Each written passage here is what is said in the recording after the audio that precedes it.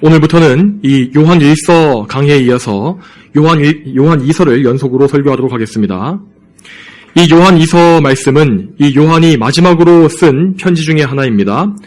이것은 이 요한의 마지막 사역지였던 에베소에서 주후 이 서기 90년에서부터 95년 사이에 기록된 편지라고 그렇게 알려져 있습니다.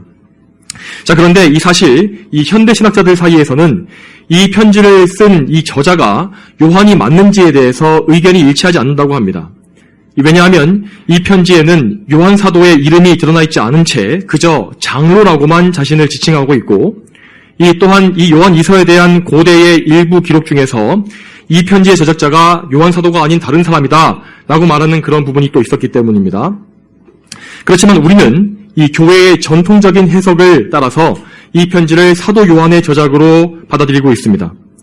왜냐하면 이 초대교회에서 가장 명망 있고 이름이 잘 알려진 그런 능력 있는 교부들이 이 편지를 사도 요한의 편지라고 반복해서 언급하고 있고, 또한 이 초대교회 당시에 이 자기 이름을 밝히지 않고 그저 일절처럼 이렇게 장로라고 말했을 때 누구인지 알 수 있는 사람은 사도 외에는 없었기 때문입니다.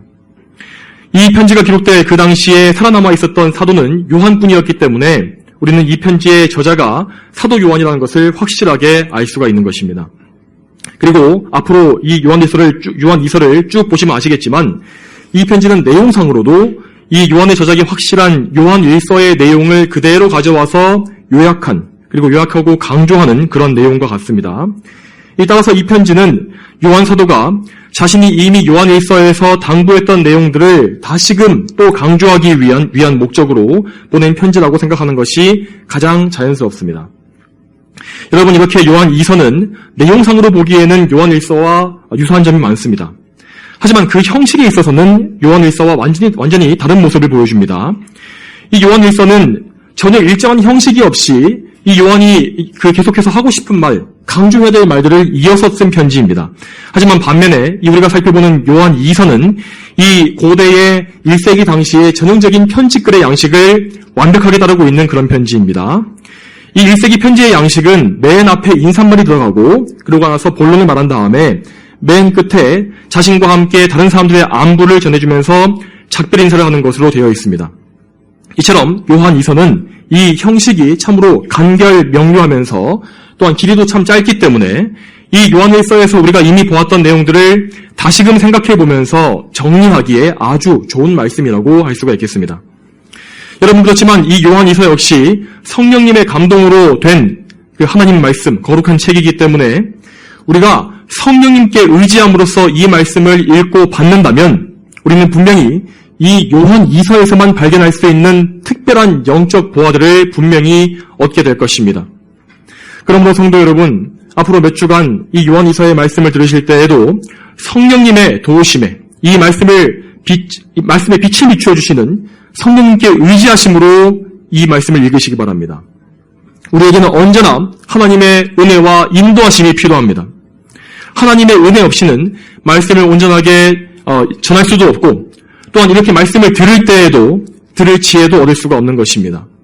항상 이 사실을 겸손하게 아시고 기억하시면서 하나님의 은혜만을 구하시는 여러분이 다 되시길 바랍니다.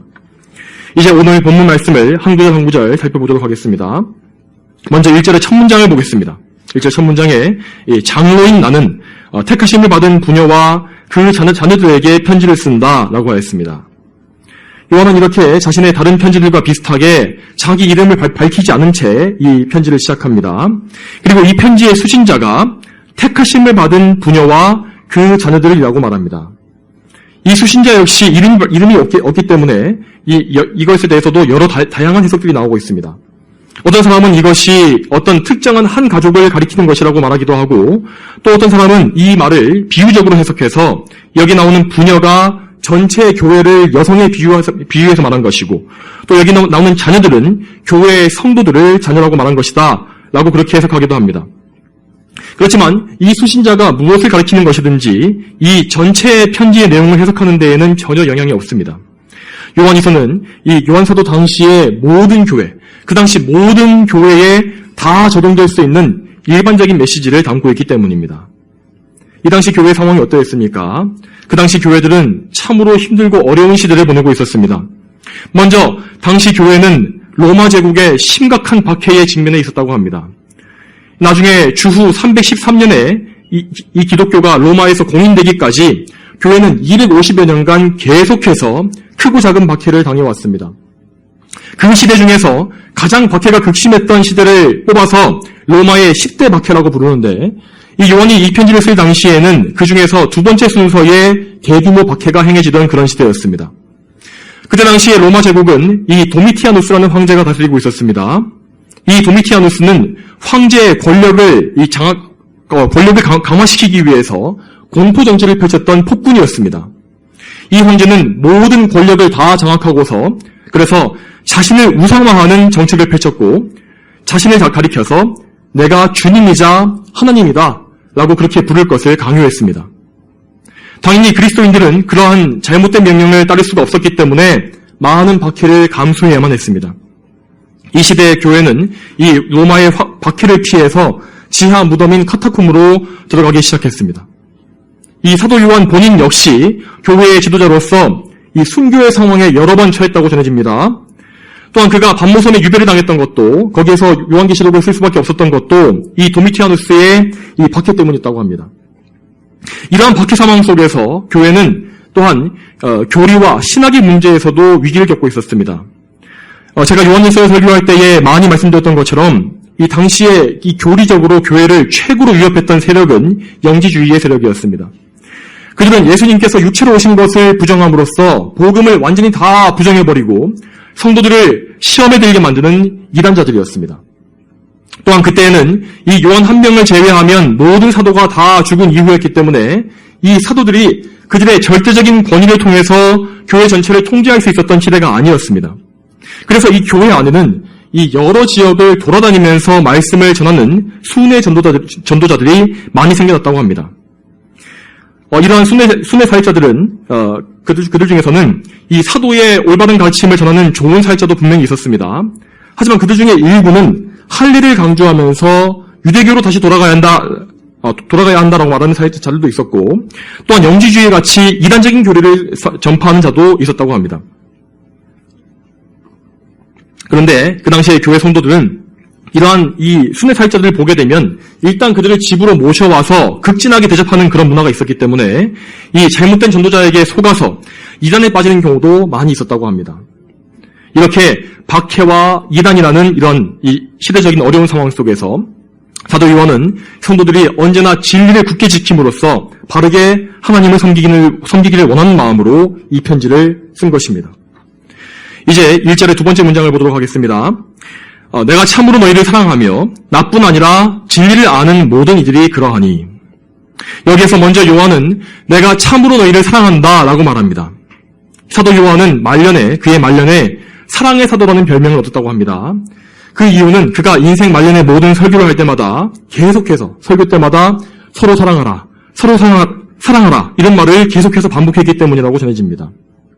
이 교회사의 기록에 따르면 그는 연로한 나이에 성도들에게 부축을 받아서 강단에 서서 자네들아 서로 사랑해라 라는 말을 몇 번이고 반복한 다음에 이것은 주님의 명령이고 이것만 지켜도 족합니다 라고 그렇게 말했다고 합니다. 또한 요한은 이 편지의 수신자에게 그들을 사랑하는 것이 자신뿐만이 아님을 말해줍니다. 나뿐 아니라 진리를 아는 모든 이들, 그들이 다 너희를 사랑하니 라고 말하고 있습니다. 여기서 진리를 아는 자들이란 성령으로 거듭난 모든 참된 성도를 다 가리키는 말입니다. 이 말과 같이 참된 성도들은 그리스도의 사랑 안에서 한 형제요, 한 몸으로, 한 사랑 안에 묶여 있습니다. 그것은 이렇게 예일교회와 같은 이렇게 한 지역의 교회 안에서만 그런 것이 아니라 우리 교회 외에 다른 참된 교회에 속한 참 성도들과도 마찬가지이고 또 국경을 넘어서 온 세계의 참 성도들 간에도 그러한 것입니다. 그러면 우리는 교회 안에서 이 진리의 문제 외에 진리를 위해서 다 싸우는 문제 외에는 모든 다툼을 다 멀리해야 합니다. 만약에 교회 안에 누군가가 나를 매우 실망시켰고 그래서 그가 하는 모든 것이 다 미워 보이고 그가 하는 잘못된 행동들이 하나하나 떠오른다 할지라도 우리는 그를 긍휼히 여기고 사랑해야 합니다. 그가 진리를 저버리고 복음을 떠나서 마귀에게 넘겨진 것이 아니라면 여전히 그는 우리의 형제입니다. 왜냐하면 예수님께서 말씀하신 서로 사랑하라는 이 세 계명의 범위에 그가 여전히 포함되어 있기 때문입니다. 또한 이 사랑, 형제에 대한 사랑이 온전해지기 위해서 우리는 항상 진리 안에 거해야 합니다. 요한은 분명히 말하기를 이 형제들을 사랑하는 자들이 진리를 아는 자들이라 말했습니다. 아까 요한이 이 사랑에 대해서 정말 많이 말했다고 말씀드렸지 않습니까? 그런데 요한은 이 진리라는 단어 역시 매우 많이 반복해서 강조했습니다. 신약성경 전체에서 이 진리라는 단어는 총 109번 사용되었다고 합니다. 그런데 그 중에서 거의 절반에 해당하는 45번을 요한이 사용했습니다. 그 정도로 요한은 진리를 아는 것을, 진리를 중요시했습니다. 이처럼 우리의 신앙에 있어서 진리와 사랑은 늘 함께해야 하는 것입니다. 사랑이 없이 진리만 아는 것은 역시 그것은 신앙이 아니고 진리를 모르고 사랑만 하는 것도 역시 참된 성도의 모습이 아닌 것입니다. 그러므로 우리는 이러한 성경의 원리대로 참된 진리인 성경 말씀을 더 알기를 힘쓰는 사람들이 되어야 할 것입니다. 항상 기도하는 가운데 성경을 사랑하며 이 성경을 깊이 묵상하고 또한 이 성경을 잘 해석해서 선포하는 설교 말씀 역시 집중해서 잘 들으시길 바랍니다. 항상 여러분의 마음속을, 여러분의 생각을 말씀으로 가득 채우십시오. 세상의 오락과 유흥거리와 잡다한 모든 것들이 여러분의 마음과 이 생각을 가득 채우도록 내버려 두지 마시기 바랍니다. 물론 여러분, 우리는 생활 속에서 우리의 생업이나 직장 또한 공부와 같이 이렇게 우리가 해야만 하는 우리의 의무들 때문에 그것이 우리 마음을 가득 채워서 말씀을 잊어버리는 경우가 또 많이 있을 줄 압니다. 하지만 여러분, 우리는 하나님의 계명을 따라서 우리의 삶을 충실히 사는 와중에서도 항상 말씀을 놓치지 말고 진리 안에 거하기를 힘써야 합니다. 그것을 위해서 분투해야 합니다. 이 세상에서 우리의 삶은 항상 영적인 전투입니다. 우리는 우리의 영혼을 지켜내고 하나님을 전적으로 따르기 위해서 항상 고단한 삶을 감수해야만 하는 것입니다. 하지만 그런 가운데 우리는 항상 하나님께 의지함으로써 늘 진리를 더 알고 진리 안에 거하는 그러한 믿음의 사람이 되어야만 하는 것입니다. 여러분, 하지만 이 진리를 안다는 것은 단순히 머리로만 아는 지식을 말하는 것이 아닙니다. 오늘 본문 2절을 보게 되면 이는 우리 안에 지금 머물러 있고 또 영원히 우리와 함께 있을 진리 때문이다 라고 되어 있습니다. 자, 우리는 먼저 가장 최초에 분명히 말씀을 눈으로 보고 읽으며 귀로 듣고 생각을 합니다. 그렇지 않습니까? 자, 이렇게 말씀을 지적으로 배우는 것은 매우 중요하고 반드시 우리가 해야만 하는 일입니다. 하지만 그렇게 단순히 배운다고 해서 머릿속에 저장을 한다고 해서 이 진리가 우리 안에 영원히 머물 수는 없는 것입니다. 우리가 우리의 기억력을 통해서, 우리의 지력을 통해서 이 진리를 붙잡을 수는 없는 것입니다. 진리가 우리 안에 영원히 거한다는 말은 우리가 영생을 얻었다는 말, 우리가 구원받았다는 말과 동일한 의미입니다. 그러므로 우리에게 이 진리라는 것은 우리의 구원과 직결된, 우리의 영원한 생명과 직결된 가장 중요한 문제인 것입니다. 여러분, 그러면 이 진리란 무엇입니까? 이 진리란 무엇입니까? 성경은 진리가 있다고 말하고 또한 우리가 진리를 반드시 알아야만 한다고 말합니다.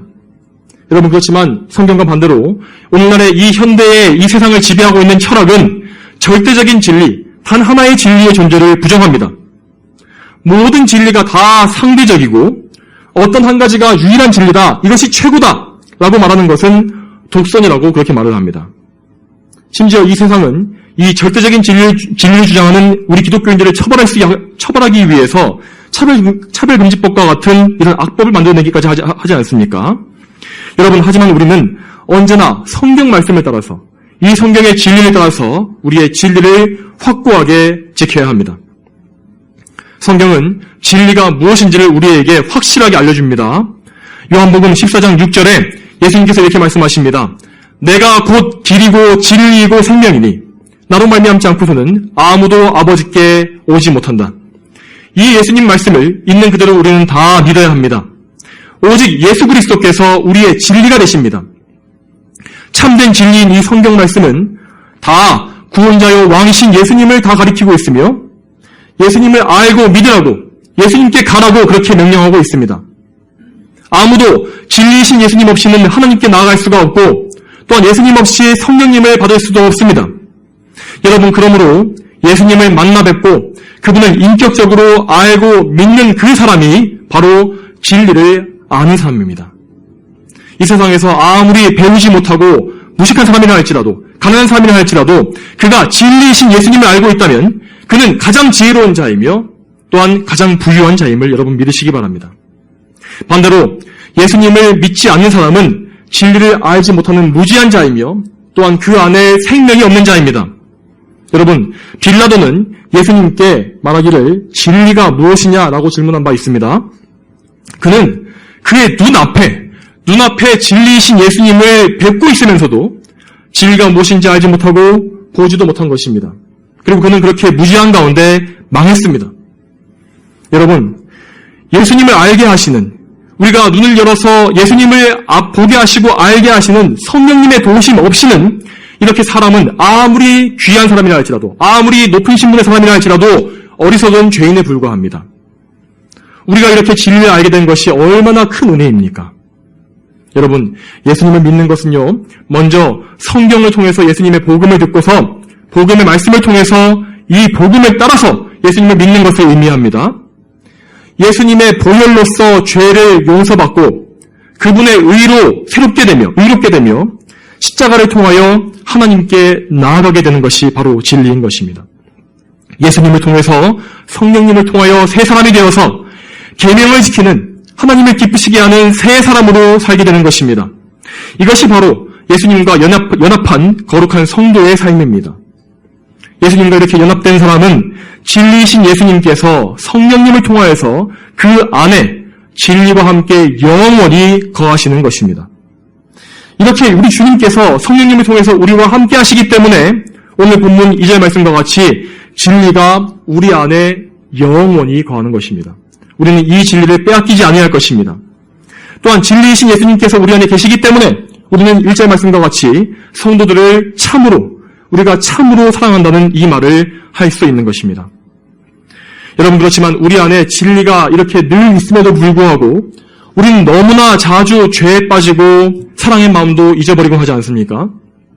우리는 너무나 자주 마음이 거칠어지고 냉랭해지고 강팍해지며 굳어진 마음을 가질 때가 너무나 많습니다. 마치 그럴 때에는 우리가 예수님의 사랑을 받아본 적이 없는 것처럼, 십자가의 은혜를 받아본 적이 없는 것처럼 배은만덕하게 굴지 않습니까? 심지어 우리가 영적으로 가장 좋은 상태에 있다 할지라도 그럴 때조차도 우리는 얼마나 순식간에 넘어져 버리고 사랑에 실패하곤 합니까? 여러분, 도대체 왜 우리가 이렇게 자주 넘어지는 것일까요? 그것은 우리가 우리 안에 늘 머물고 계신 예수님을, 이 진리를 그만큼 자주 잊어버리고 자주 멀리하기 때문입니다. 여러분, 우리는 이 세상에 사는 동안에 언제나 죄를 짓고 넘어질 수밖에 없습니다. 우리는 아담과 함께 타락한 죄인이며 이 세상에서는 결코 완전함을 보지 못할 것입니다. 여러분, 그렇기 때문에 우리에게는 언제나 하나님의 은혜가 필요한 것입니다. 요한은 우리가 우리의 힘으로, 우리의 능력으로 예수님을 우리의 마음속에 붙잡아 놓을 수 있다고 말하지 않았습니다. 또한 우리 힘으로 성도들을 사랑할 수 있다고도 말하지 않았습니다. 이어지는 3절을 보겠습니다. 이 3절 말씀에서 그는 말하기를 하나님 아버지와 아버지의 아들 예수 그리스도께로부터 오는 은혜와 긍휼과 평강이 진리와 사랑 안에서 우리와 함께 있을 것이다 라고 하였습니다. 이 말씀처럼 우리에게는 하나님 아버지와 그분의 아들 예수님께로부터 주어지는 위로부터 오는 은혜와 긍휼과 평강이 항상 필요하다는 것입니다. 여기에서 은혜란 무엇입니까? 은혜란 우리가 행한 것이 아무것도 없이 거저 주어지는 하나님의 선물을 말하는 것입니다. 이 은혜는 그것을 받을 가치가 전혀 없는 사람에게 주시는 일방적인 것입니다. 그러므로 우리는 항상 빈손으로, 우리가 뭔가 의를 드러내려 하지 말고 빈손으로 하나님 앞에 나아가서 엎드리는 그런 겸손한 마음을 항상 가져야 하는 것입니다. 만일 우리가 죄를 짓고도 아무 감각이 없고 하나님과 세상을 겸하여 섬기는 것은 결국 하나님께 이렇게 말씀드리는 것과 똑같습니다. 하나님, 저는 당신의 은혜가 필요 없습니다. 저는 제 힘으로 얼마든지 살 수 있고 스스로 구원할 수도 있습니다. 그러니까 이제 저를 좀 가만히 내버려 두십시오. 여러분, 이런 말이 얼마나 무섭고 끔찍한 말입니까? 그렇지만 우리가 하나님의 은혜를 잊어버리고 죄에 빠질 때마다 우리는 이러한 말을 하는 것과 똑같은 것입니다. 이렇게 우리의 죄가 참으로 끔찍하고 더럽기 때문에, 파괴적이기 때문에, 하나님께 뭔가를 받을 것을 기대할 수 없기 때문에 우리는 그저 하나님의 긍휼하심을 구해야 하는 것입니다. 요한이 말한 긍휼하심은 남을 불쌍히 여기고 그에게 자비를 베풀고자 하는 그러한 선한 마음입니다. 예수님의 비유에 나왔던 세리와 같은 마음을 가지고서 우리는 하나님 앞에 엎드려야 합니다. 누가복음 18장 13절에 이렇게 나와 있습니다. 그러나 세리는 멀리 서서 감히 하늘을 향해 눈을 들지도 못하고 다만 자기 가슴을 치며 말하기를 하나님, 죄인인 저를 불쌍히 여기소서라고 하였다라고 되어 있습니다. 이처럼 우리는 우리의 죄를 깨닫고 우리의 죄가 하나님 앞에 어떠한 것인지를 알아야 합니다. 그 더러운 죄를 애통해하며 하나님께 그 죄를 있는 그대로 다 가지고 나아가서 우리 죄를 용서하시고 깨끗하게 하시는 그 은혜를 은혜를 베풀어 주시기를, 그 긍휼을 간구해야 하는 것입니다. 여러분, 이렇게 긍휼과 은혜에 많이 의지하고 많이 회개하는 사람은 하나님 앞에서 더 많이 성화될 수밖에 없습니다. 그리고 여기에 한 가지 또 덧붙여서 말씀드리자면, 우리가 하나님의 긍휼을 맛보아 알았기 때문에 이 긍휼을 맛보아 안 만큼 우리 역시 남을 긍휼히 여길 수 있어야 할 것입니다. 남을 긍휼히 여기는 사람들은 자신이 먼저 하나님의 긍휼하심을 입었다는 사실을 증명하고 있는 것입니다. 자신의 열매를 드러내는 것입니다. 그렇지만 만약 하나님께로부터 불쌍히 여김을 받았음에도 불구하고 그 은혜를 입었음에도 불구하고 남의 잘못을 용서하지 않고 불쌍히 여기지도 않는 사람이 있다면 그는 절대로 다시는 하나님의 긍휼하심을 기대할 수가 없을 것입니다. 여러분, 다음으로 세 번째로 요한은 평강에 대해서도 말했습니다. 이 평강이란 하나님 앞에서 아무 걱정이 없고 편안한 이 영적인 상태를 말하는 것입니다. 하나님의 은혜와 긍휼하심을 덧입은 사람은 이제 하나님께서 주시는 평강을 누리게 되는 것입니다. 여러분, 이 평강이란 것은 사람이 스스로 만들 수 있는 그런 영적인 감각이 아닙니다. 하나님께서 그분의 사랑하시는 백성에게만 주시는 은혜입니다. 하나님과 관계를 깨뜨리는 더럽고 추악한 죄가 그리스도를 통해서 완벽하게 해결되었고, 또한 하나님과 우리의 관계가 화평하게 되었기 때문에 하나님께서 그 증표로서 우리의 마음에 기쁨으로 평강을 부어주시는 것입니다. 이처럼 성도에게 은혜와 긍휼과 평강이 있다는 것은 곧 그가 하나님의 품 안에 있다는 것이고, 또한 그가 그리스도 안에 굳게 지켜지고 있음을 증거하는 것입니다. 3절의 말씀대로 하면 진리이신 예수 그리스도와 하나님의 사랑 안에서 우리는 그 안에서만 은혜와 긍휼과 평강이 가득한 생명의 삶, 참 성도의 기쁜 삶을 누릴 수가 있는 것입니다. 그렇기 때문에 이 3절에서 요한 사도가 성도들에게 건넸던 이 인사말은 정말로 그의 말로 된 것이 아니라 성령님의 감동으로 기록된 최고의 인사말이라 할 수 있습니다. 성도에게 할 수 있는 최고의 축복이요, 최고의 인사말인 것입니다. 요한이 이 사람들을 축복한 것과 같이 우리는 항상 이 말과 같이 항상 은혜와 긍휼과 평강 안에 진리와 사랑으로 살 수 있어야 합니다. 그럴 수만 있다면 여러분, 우리에게 더 필요한 것이 무엇이 있겠습니까?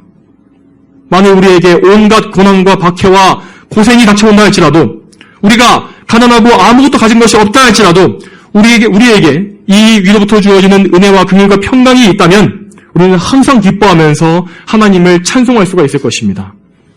여러분, 이러한 은혜가 주어졌었기 때문에 옥중에서 매를 맞고 갇혔던 그 바울과 실라는 하나님을 찬송할 수 있었고, 또한 이제까지 많은 순교자들이 그 두려운 순교의 자리에서도 믿음을 끝까지 버리지 않고서 하나님을 찬송하며 죽을 수가 있었던 것입니다. 여러분, 이제 이 오늘 본문 말씀을 우리의 삶에 좀 더 구체적으로 적용해 보도록 하겠습니다. 이 적용의 첫 번째로 항상 여러분이 하나님께 속했다는 이 사실을 기억하시고 하나님의 계명에 따라서 사시길 바랍니다. 요한은 1절에서 요한은 이 편지의 수신자들을 가리켜서 하나님의 택함을 입은 자들이라고 말하지 않았습니까? 여러분, 하나님의 택함, 하나님의 선택을 입었다는 이 사실은 곧 그들이 하나님의 소유이며 하나님께 속했다는 것을 말하는 것입니다. 이 말처럼 성도 여러분, 우리는 하나님의 소유로 선택되어서 그리스도의 보혈로 거룩하게 구별된 하나님의 소유물입니다. 하나님의 백성입니다. 늘 자신의 소속이 이 하늘에 있음을, 저 하늘에 있다는 사실을 기억하심으로써 이 세상에서 언제나 하나님의 법을 최우선시하시기 바랍니다. 혹시 여러분의 마음이 갈라져 있고 이 세상에 여러분의 마음이 더 많이 가 있습니까? 여러분, 그것은 하나님 앞에 영적인 간음의 죄를 범하는 것입니다. 여러분, 그리스도께서는 참된 우리의 신랑이시기 때문에 결코 신부인 우리들을, 교회를 세상과 나누어 가지지 않으실 것입니다. 자기의 신부가 다른 남자에 가서 살아도 좋다고 생각하는 사람이 과연 정상적이고 좋은 신랑이 될 수 있겠습니까? 그러므로 하나님께서, 주 예수 그리스도께서 그분의 백성인 우리를 향해서 불붙는 것과 같은 질투로 사랑하시는 것은 너무나 자연스럽고 또한 마땅한 것입니다. 그것이 그분의 의미입니다. 교회와 성도 전체는 그리스도의 순결한 신부로 선택되어서 구별된 거룩한 존재이기 때문에 하나님은 우리를 향하여서 그렇게 불붙는 사랑을 베풀어 주시는 것입니다. 그러므로 우리의 마음이 하나님을 떠나 있다면 즉시 하나님께로부터 책망을 받고 온갖 슬픔과 마음의 어둠 빠지는 것이 오히려 좋은 것입니다. 우리 마음이 하나님을 떠났을 때에 즉각 하나님께서 우리에게 손을 대시고 조치를 취해 주시는 것이 정말로 그것이 하나님의 은혜인 것입니다. 반대로 혹여 여러분이 지금 죄를 짓고 세상에서 마음대로 행하고 있는데도 여러분의 삶에 아무 일도 벌어지지 않고 평안하고 복되고 다 평안하다 그렇게 살 수 있다면 그것은 결코 좋은 일이 아닙니다. 그것은 자유가 아닙니다. 그것은 여러분께서 지금 아예 하나님과 관계가 없다는 것을 말하는 것이거나 아니면 하나님께서 여러분을 징계하시기 위해서 죄 짓는 것을 더 이상 하지 못하게 하시기 위해서 잠시 여러분을 죄에 방치하셨다는 그런 의미이기 때문입니다. 여러분, 그러므로 언제나 강팍함과 교만함을 다 버리시고 그 즉시 하나님께 엎드리시기 바랍니다. 하나님께 돌아가기를 힘쓰십시오. 그렇지 않으면 우리에게는 결코 소망이 없을 것입니다. 여러분, 이 적용의 두 번째 말씀으로 오늘 말씀에 나온 것과 같이 항상 진리를 알기를 힘쓰시기 바랍니다. 이 진리를 안다는 것은 예수 그리스도께서 우리 안에 계신 것을 전제로 하는 것이라고 말씀드렸습니다. 우리는 이렇게 예수님을 우리의 마음에 모신 가운데 하나님께서 그분을 섬기도록 만들어주신 방편들을 통해서 진리를 알아갈 수 있습니다. 진리를 아는 수단으로서는 이 개인적인 성경 읽기나 교리 연구도 물론 중요할 것입니다. 그러나 그 이전에 우리는 신앙에서 가장 기초가 되는 것이 어떤 것보다도 이 예배라는 사실을 알고 있어야 합니다. 우리는 우리의 삶 속에서 우리가 드리는 이 예배를 가장 중요시해야 합니다. 특별히 우리가 이렇게 주일에 모여서 하나님께서 정하신 이 공예배를 드리는 것, 이 주일 예배를 우리는 가장 중요시해야 합니다. 여러분, 이 거룩한 공적 예배에는 참으로 신앙생활의 모든 요소가 다 들어있습니다. 공적인 예배에서는 이렇게 거룩한 하나님 말씀이 선포되고 우리는 이 공적인 예배에서 기도를 올리며 하나님을 찬송합니다. 또한 예배 자리에 모인 모든 성도들은 한 성령님 안에서 한 구주 예수님을 믿는 믿음으로 한 분 하나님을 예배하는 것입니다. 그러므로 참된 예배를 통해서 성도들은 영적으로 이어지게 되고 영적으로 서로 교제하는 그런 경험도 할 수 있는 것입니다. 그렇기 때문에 예배를 우리가 올바른 마음과 태도로 드릴 수 있다면 우리는 하나님에 대한 사랑과 이웃에 대한 사랑, 이 모든 면에서 더 잘하게 될 것입니다. 이처럼 예배는 우리의 삶의 중심이며 우리의 생명과 같습니다. 우리가 나중에 천국에서 영원히 하게 될 일은 이 땅에서 우리가 하고 있는 이 직업이나 공부나 각종 생활을 위한 여러 가지 일이 아닙니다. 그런 이 육적인 일들, 몸의 일들은 모두 다 하늘에서 다 그치게 될 것이고 우리는 쉬게 될 것입니다. 우리는 그곳에서 영원히 하나님을 예배할 것입니다. 그러므로 우리가 이 지상에서 드리는 이 예배는 천국에서 우리의 영원한 삶을 미리 맛보여주는 그런 것과 같고 그렇기 때문에 예배는 이 세상에서 우리가 할 수 있는 가장 중요한 일인 것입니다. 우리가 하나님을 참되게 예배하고 있다면 우리가 지금 현재 드리고 있는 이 예배는 이 세상에서 지금 벌어지고 있는 그 어떤 거대한 외교나 정치, 군사, 경제의 사건들보다 더 중요하고 더 큰 일입니다. 성도 여러분, 그러므로 우리는 항상 예배에 대해서 소홀한 우리의 상태를 회개하고 점검해야 합니다. 여러분, 각자가 자신의 삶과 예배를 돌아보시기 바랍니다. 먼저 직장과 일터에서 수고하고 계시는 여러분께서는 여러분의 직장에서 중요한 일이 있거나 중대한 고객을 맞이할 때에 그 일에 대해서 정말 많이 긴장하면서 세심하게 그 모든 것을 다 준비하지 않습니까? 그 시작부터 끝까지 모든 것을 다 준비해보고 리허설을 하면서 그렇게 모든 것을 다 준비할 것입니다. 그런데 여러분은 토요일에 하루를 마무리하면서 매번 이 주일 예배를 위해서 긴장감을 가지고서 이 예배를 생각하면서 처음부터 끝까지 하나하나 돌아보면서 여러분의 영혼을, 여러분의 몸을 준비하고 있습니까? 또한 집안에서 가정일을 돌보시는 주부이신 성도 여러분, 여러분은 집안에서 가족들을 먹이고 살림을 하는 모든 일들에 많은 정성을 다 들이시지 않습니까? 혹 여러분의 집에 귀한 손님이 와서 손님 맞이를 해야 한다면 여러분은 얼마나 정성껏 집을 청소하고 음식을 준비하겠습니까? 그런데 거룩하신 하나님께 나아와서 예배하는 이 일, 성령님을 맞이하고 하나님께 나아가는 이 일에 대해서는 그런 세심함과 정성을 정말 똑같이 다 드리고 계십니까? 그리고 여러분 중에 학생 여러분은 여러분의 공부나 아르바이트나 미래의 진로와 소망에 대해서 얼마나 마음을 많이 쏟습니까? 그것을 위해서 많은 시간과 정성을 들이고 때로는 밤을 새워서 공부하거나 연습할 때도 있을 것입니다.